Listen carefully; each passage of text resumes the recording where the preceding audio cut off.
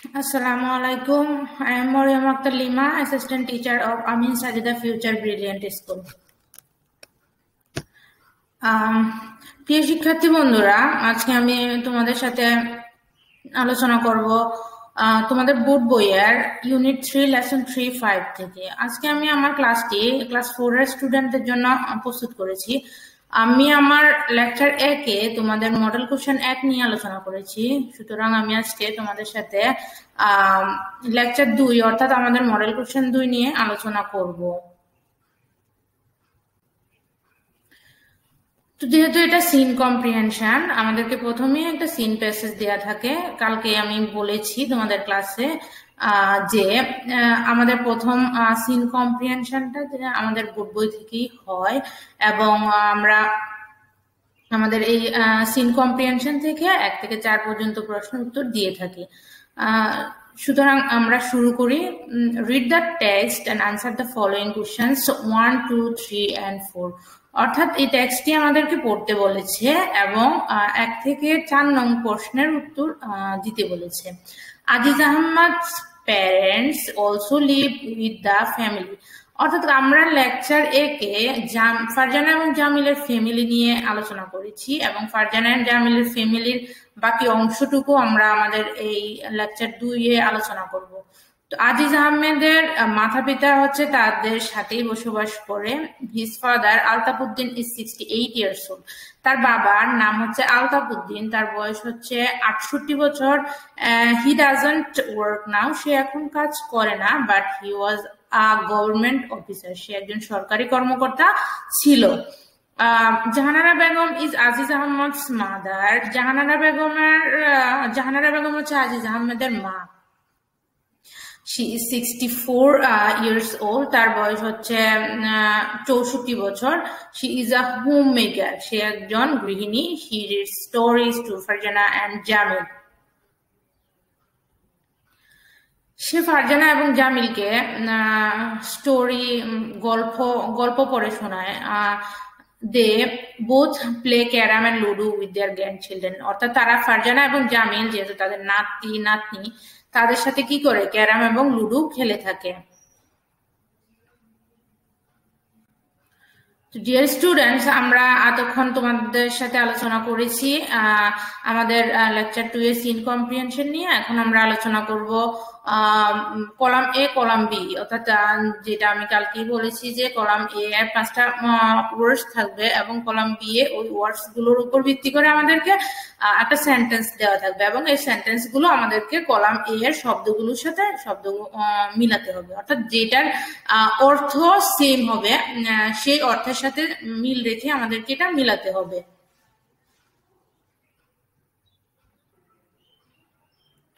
তো আমরা প্রথমেই জানি যে কলাম এ এর শব্দগুলোর অর্থ কি। কলাম এ এর শব্দগুলোর অর্থ হচ্ছে প্যারেন্টস। আমরা জানি যে পিতামাতাকে আমরা প্যারেন্টস বলে থাকি, এবং ওয়ার্ক মানে হচ্ছে কাজ করা, হোমওয়ার্ক মানে হচ্ছে গিয়ে বাড়ির কাজ, স্টোরি মানে গল্প, বোথ মানে উভয়।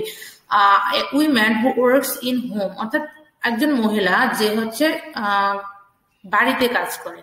ডেসক্রিপশন অফ ইভেন্টস মানে বিভিন্ন প্রোগ্রাম বা বিভিন্ন প্রোগ্রামের বর্ণনা। দ্য টু মানে হচ্ছে দুই। Father and mother of a person, একজন ব্যক্তির মা এবং বাবা। আঙ্কেল অফ এ পার্সন, একজন ব্যক্তির চাচা। এ women who works in office, আচ্ছা, অর্থাৎ একজন ব্যক্তি যে হচ্ছে অফিসে কাজ করে। টু ডু সামথিং, কোনো কিছু করা। তাহলে প্যারেন্টস এর অর্থের সাথে মিলে আমাদের হচ্ছে গিয়ে father and mother of a person, একজন ব্যক্তির মা এবং বাবা। ওয়ার্ক মানে হচ্ছে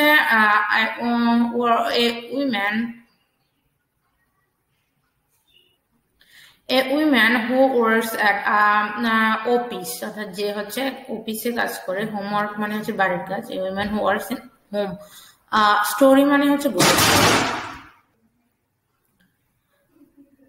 স্টোরি মানে হচ্ছে গল্প। ডেসক্রিপশন অফ ইভেন্টস, কোনো কিছুর বর্ণনা, অর্থাৎ কোনো গল্প বা কোনো গল্প, অর্থাৎ গল্প কোনো একটা ঘটনাকে কেন্দ্র করে হয়, মানুষের জীবন কাহিনীকে কেন্দ্র করে হয়। অর্থাৎ কোনো কিছু যখন আমরা গল্প আকারে প্রেজেন্ট করব তখনই এটা তার সাথে মিলে। অর্থাৎ আমরা যে স্টোরির সাথে ডেসক্রিপশন অফ ইভেন্টস বলতে পারি।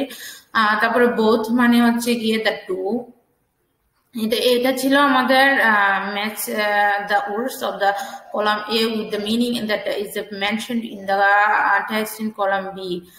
অর্থাৎ এটাই ছিল আমাদের কলাম A এবং কলাম B এ আমাদের একটা সিম্পল কাজ হচ্ছে গিয়ে কলাম A এর শব্দগুলোর সাথে কলাম B এর অর্থগুলো মিল করে একটা সেন্টেন্স তৈরি করা আর কি। সো আমরা এখন দেখি যে আমাদের পরবর্তী স্লাইডে কি আছে। আমাদের পরবর্তী স্লাইডে আছে যে আমাদের আমি কালকেই বলেছি, অর্থাৎ আমি আমার গত ক্লাসেই বলেছি যে এখানে হয় ইয়ে থাকবে কিনা কয় ম্যাচ দা ওয়ার্ডস থাকবে, অথবা তোমার ইয়ে থাকবে কিনা কয় শূন্যস্থান পূরণ যেটা হয় ওটা থাকবে। দেখি fill in the blanks with appropriate word. এখানে হচ্ছে উপযুক্ত শব্দ ব্যবহার করে আমাদেরকে শূন্যস্থান পূরণ করতে হবে। Farzana and Jamil's grandmother also live with the family. Altaf Ahmed is 68 years old. তারপর হচ্ছে Jahanara Begum is Aziz Ahmed's mother. She is a homemaker. Their grandfathers is a retired government officer. অর্থাৎ এখানে আমরা ফারজানা এবং জামিলার দাদা এবং দাদি যে তাদের সাথে বসবাস করে এটার কথা বলা হয়েছে, এবং তার আজিজ আহমেদ এর বয়স, আলতাবউদ্দিনের বয়স কত এটার কথা বলা হয়েছে, এবং জাহানারা বেগম আজিজ আহমেদ এর মা এটার কথা বলা হয়েছে, এবং তারা হচ্ছে জাহানারা বেগম হচ্ছে হোম মেকার এবং আজিজ আহমেদ হচ্ছে গিয়ে রিটায়ার্ড গভর্নমেন্ট অফিসার, অবসরপ্রাপ্ত সরকারি কর্মকর্তা। এটা নিয়ে আমাদের শূন্যস্থান পূরণ দেওয়া হয়েছে। তো সুপ্রিয় শিক্ষার্থী বন্ধুরা, আমরা এখন এই পর্যায়ে আলোচনা করব তোমাদের সাথে 2 নং প্রশ্ন উত্তর নিয়ে। 2 নং প্রশ্ন উত্তরে আমরা জানি যে আছে হচ্ছে ট্রু ফলস নিয়ে যদি আমি আলোচনা করি, তাহলে আমাদের এই মডেল কোশ্চেনের ট্রু ফলস আছে গিয়ে আলতাফউদ্দিন ডাজন্ট ওয়ার্ক নাও। এটা সত্যি, আমরা জানি যে আলতাফউদ্দিন এখন রিটায়ার্ড পারসন, সো এখন সে কাজ করে না। আলতাফউদ্দিন ইজ 68 ইয়ার্স ওল্ড, এটাও ট্রু। এখানে আমরা আনসার দিয়ে ট্রু লিখতে পারি। তারপর হচ্ছে গিয়ে আছে Aziz Ahmad is Farzana's grandfather, false. Altabuddin is Farzana's grandfather. Aziz Ahmed loves to work. আমরা জানি যে আজিজ আহমদ ট্রাভেল করতে পছন্দ করে, so Aziz Ahmad loves to travel. Aziz Ahmed grandfathers live with them. It's true. We know that Aziz Ahmed's grandfathers. Sorry, it's not true. We know that Aziz Ahmed's parents, which is Jamil and Farjana's grandfather, live with them. Farjana's grandmother reads stories to Farjana and Jamil. This is true.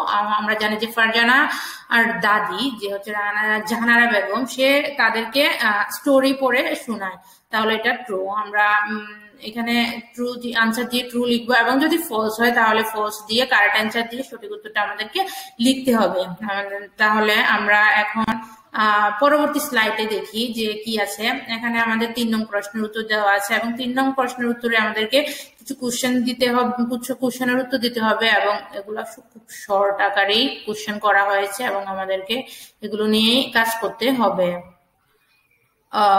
প্রথম প্রশ্ন হচ্ছে what is the profession of Aziz Ahmed. Aziz আহমেদের পেশা কি? আমরা জানি যে আজিজ আহমেদ হচ্ছে একজন পাইলট। আজিজ আহমেদ একজন পাইলট, সে একজন বৈমানিক। So Aziz Ahmed is a pilot, সে একজন বৈমানিক।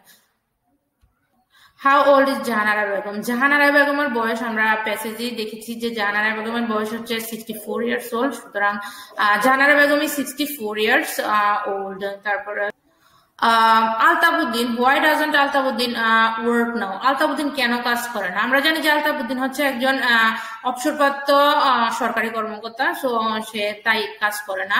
We know that Altafuddin is a retired government person, that's why he doesn't work now. Our next question is who is Jahanara Begum? আমরা জানি যে জাহানারা বেগম হচ্ছে আজিজ আহমেদের মা, তাহলে Jahanara Begum is a mother of Aziz Ahmed. What does she read? আমরা জানি যে সে স্টোরি বুকস পড়ে, she reads story books to Jamil and হচ্ছে গিয়ে Farzana. who read stories to Farjana and Jamil. আমরা একটু আগেই আলোচনা করেছি যে Farzana Jahanara Begum read stories to Farjana and Jamil. আমাদের এই পর্যায়ে আমরা দেখতে পাচ্ছি যে আমাদের স্লাইডে আছে 4 নং এ আছে যে জামিলস ফ্যামিলি নিয়ে আমাদেরকে কি করতে হবে, একটা শর্ট কম্পোজিশন লিখতে হবে। আমরা জানি যে আমাদেরকে শর্ট কম্পোজিশনটা 5টি বাক্যে লিখতে হবে। তাহলে প্রথম বাক্য আমরা এভাবে শুরু করতে পারি যে Jamil's family lives in Kushtia. Farzana is Jamil's elder sister. তারপরে হচ্ছে গিয়ে Aziz Ahmed is Jamil's father, Rehana Parveen is Jamil's mother, they live with their grandfather and mothers, and Mr. Altabuddin is a retired government officer and Jahanara Begum is a homemaker. আমরা এই সকল information দিয়ে জামিলের পরিবার সম্পর্কে একটা কম্পোজিশন লিখতে পারি। তাহলে